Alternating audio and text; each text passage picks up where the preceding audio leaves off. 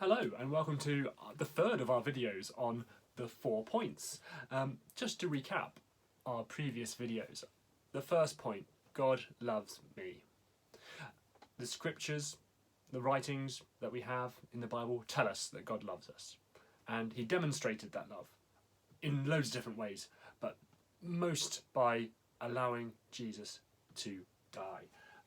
And actually I have here on my wall some a little canvas which was made at I think it was some Easter event or something we had some years ago. It may well be that the artists are watching this. And just written, I'll try and get it in there somewhere, written there is perhaps one of the most famous Bible verses of all time. For God so loved the world that he gave his only son. John 3:16, of course. There we go. And that sits above my desk here at home. Anyway, that's how it was demonstrated. And by actually showing love to other people, we can know a small part of what God's love for us is like. Okay, and last time we looked at the second point, I have sinned. God is perfect. We, as humans, we wind up living for ourselves in imperfect ways. And this puts us at odds with God, because we're not living in the way which he is. Even when we try to live for him, we do it in imperfect ways. We never quite get it right. And this is what the Bible calls sin, doing things not in God's way. And there was that verse we looked at last time which says the wages of sin is death, or our death. For all the things that we do wrong, we don't deserve anything other than to be dead when we die. Okay. This is where our third point comes in. Jesus died for us. And there's a great verse in Romans 5 verse 8 that says this. God demonstrates his love for us in this. While we were still sinners, Christ died for us. Not because we were perfect, not because we were nearly there or anything like that, but while we were still sinners, while we were still just not being able to live for God, Christ died for us. That's how much God loves us. And that links back to that first point there.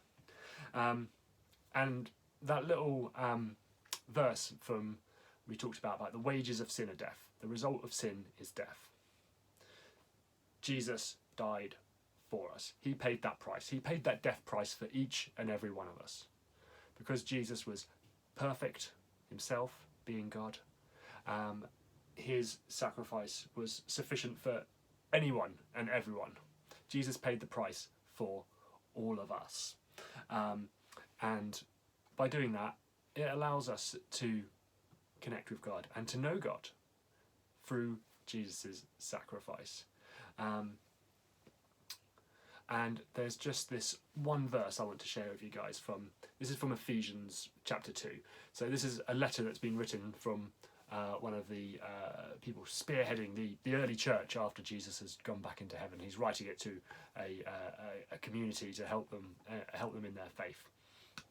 And he says this: I mean that you have been saved by grace. Grace is getting something which you haven't earned. It's freely given, even though you've not earned it. I mean that you have been saved by grace through believing. You did not save yourselves. It was a gift from God. It was not a result of your own efforts. So nothing that we've done has brought us back to God. It's Jesus that's done that. It's not us. And I think sometimes we can feel really bad about ourselves, that we're not why would God be bothered about us? We're not worth it. We're no good. We keep messing up. That's not why Jesus died. Jesus didn't die because you were worth it. He didn't die because you'd earned it or because we were good people. He died because he wants to live in relationship with us, with all of us. Okay. And that's only possible through Jesus. Okay.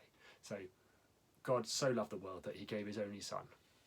And that's not anything that we've earned. That's a free gift.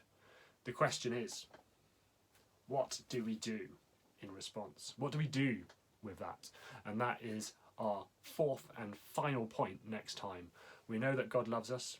We know that we've sinned, and we know that Christ died for us, that Jesus died for us.